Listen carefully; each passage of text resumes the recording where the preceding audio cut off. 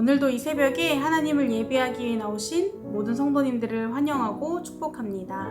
오늘 하나님이 우리에게 주시는 말씀은 열왕기상 12장 12절에서 24절까지의 말씀입니다. 그 중에서 12절부터 16절까지의 말씀을 제가 봉독합니다. 3일 만에 여로보암과 모든 백성이 르호보암에게 나왔으니 이는 왕이 명령하여 이르기를 3일 만에 내게로 다시 오라 하였습니다.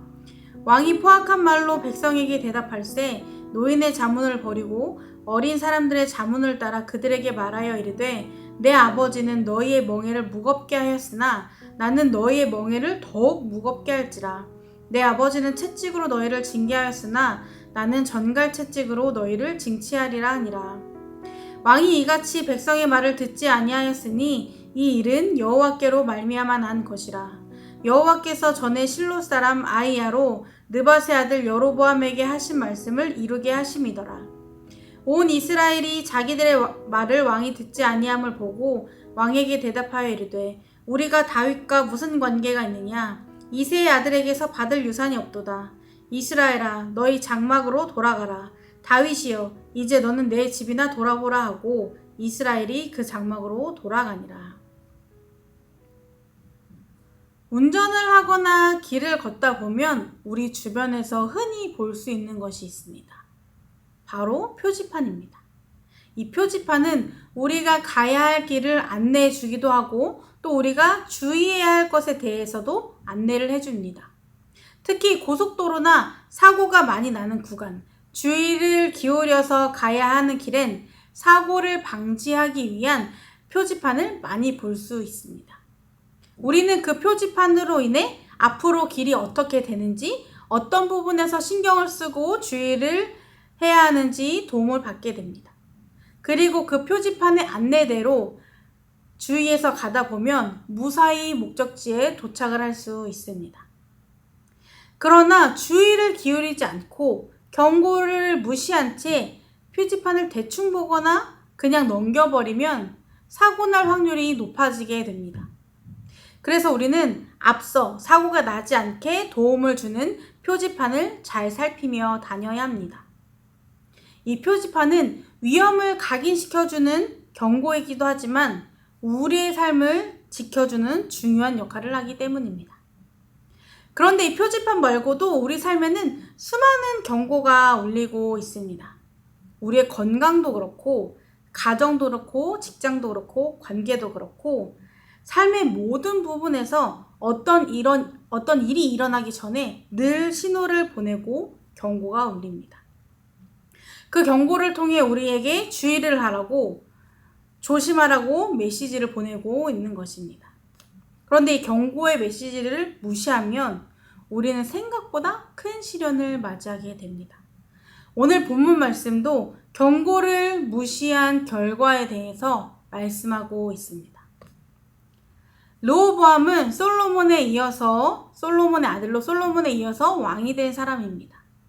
그런데 이스라엘을 전체를 다스리는 왕이 아닌 유다 지파, 베냐민 지파만 다스리는 왕이 되었습니다. 그 이유는 본문에 나와 있듯이 이스라엘이 분열되었기 때문입니다. 르호보암은 이스라엘의 공식적인 왕이 되기 위해서 북쪽 지파 회중들과 만났습니다. 그리고 그들의 요청이 무엇인지 듣고 3일의 시간을 달라고 하였습니다. 북쪽 지파 백성들의 요청은 솔로몬이 지워준 중노동과 멍에를 가볍게 해달라는 요청이었습니다. 오랜 건축과 무리한 사업으로 심신이 지쳐있던 백성들은 간절한 마음으로 르호보암에게 요청을 한 것입니다.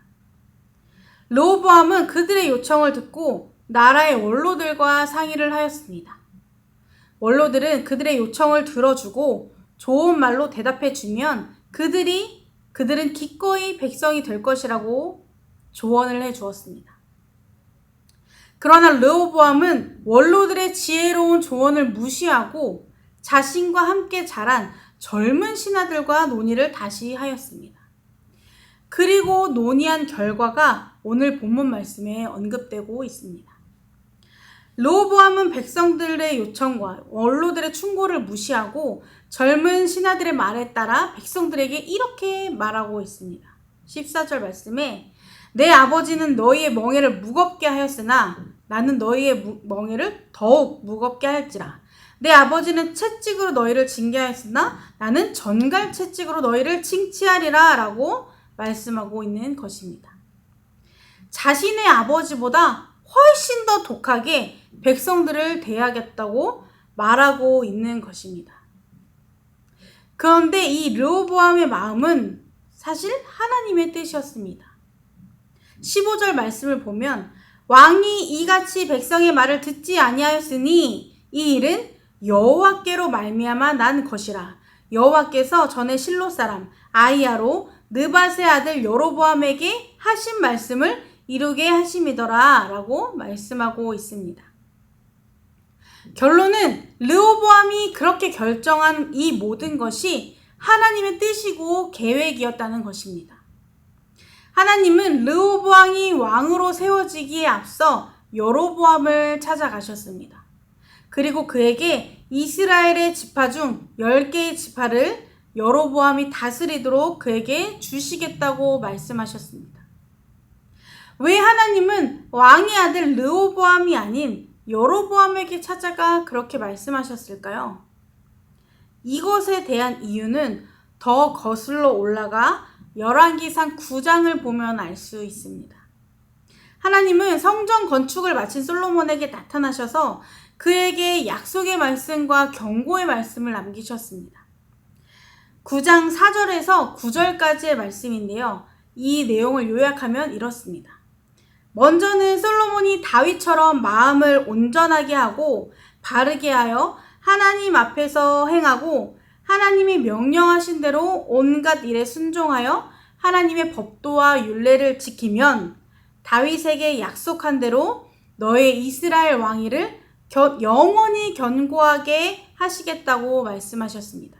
그러나 마음을 돌이켜 하나님을 떠나 계명과 법도를 지키지 않고 우상을 숭배하면 이스라엘을 그들에게 준 땅에서 끊어버리고 이스라엘은 모든 민족 가운데서 조롱과 무시를 당하며 재앙을 받게 될 것이라고 말씀하셨습니다. 그런데 솔로몬이 이 경고의 메시지를 무시하였습니다.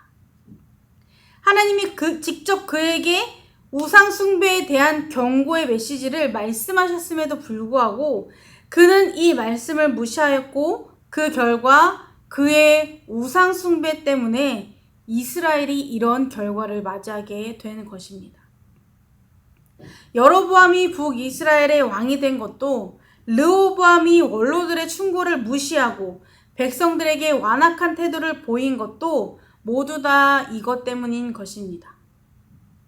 하나님의 중요한 메시지를 가볍게 여겼던 솔로몬으로 인해 이미 예고된 경고를 무시한 결과로 이스라엘은 나라가 분열되는 비극을 맞이하게 되었습니다.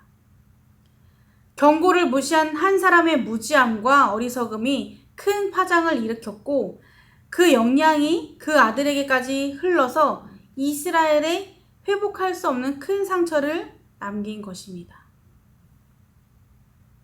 솔로몬은 조심하라고 하신 하나님의 말씀을 귀 기울여 듣지 않고 잘못된 선택을 함으로 인해 엄청난 나비 효과를 일으켰습니다. 그 영향이 자신의 아들에게 퍼져서 르호보암도 원로들의 충고를 무시하고 어리석은 선택을 하게 됩니다. 한 사람의 잘못된 선택이 조심하라고 주의해야 한다고 미리 알린 경고를 무시한 결과는 큰 파장을 일으켰고 그 파장의 영향은 모두가 감당해야 하는 아픔이 되었습니다. 이스라엘의 분열을 가장 원하지 않으셨던 분은 하나님이십니다. 그래서 하나님은 이들이 이런 아픔을 겪지 않도록 이런 일이 발생하지 않도록 미리 솔로몬에게 조심할 것을 말씀하신 것입니다. 하나님이 그에게 경고의 메시지를 남기신 것은 그에게 겁을 주려 한 것이 아니라 이런 사고가 일어나지 않도록 백성들이 이런 아픔을 겪지 않도록 보호하기 위해 나라가 분열되는 아픔을 겪지 않도록 지키시기 위해 하신 말씀입니다.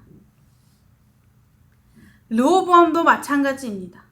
자신의 아버지와 함께했던 원로들은 솔로몬과 함께하면서 솔로몬으로 인해 백성들이 고통을 당하는 것을 직접 목격했던 사람들입니다. 그래서 그들의 충고는 나라와 백성 그리고 르호보암을 위한 진심 어린 조언이었습니다. 그러나 르호보암도 이들의 말에 귀 기울이지 않아서 결국 분열을 맞이하게 된 것입니다. 하나님이 우리에게 주시는 모든 말씀은 하나님의 존재를 무섭게 여기도록, 막연하게 두렵게 여기도록 함이 아닌 우리를 위험으로부터 지키시고 보호하시기 위함입니다. 도로에 있는 교통 안내 표지판도 사고가 많이 나는 구간에 사고의 위험을 알리는 표지판도 우리 삶의 곳곳에 조심하라는 메시지도 우리를 두렵게 하고 겁주기 위함이 아닌 사고로부터 지키기 위한, 보호하기 위한 메시지입니다. 우리는 이 경고만 주의 깊게 들어도, 주의 깊게 살펴도 큰 사고로부터, 위험으로부터 우리 스스로를 지킬 수 있습니다. 굳이 아픈 경험을 하지 않아도 되는 것입니다. 사랑하는 성도 여러분, 우리는 언제 어디서 어떤 위험을 만나게 될지, 어떤 위협이 우리에게 다가올지 모릅니다. 그래서 우리는 사고를 최대한 막아주기 위해 그런 위험과 위협으로부터 우리를 지켜주는 경고의 메시지를 귀 기울여 들어야 합니다.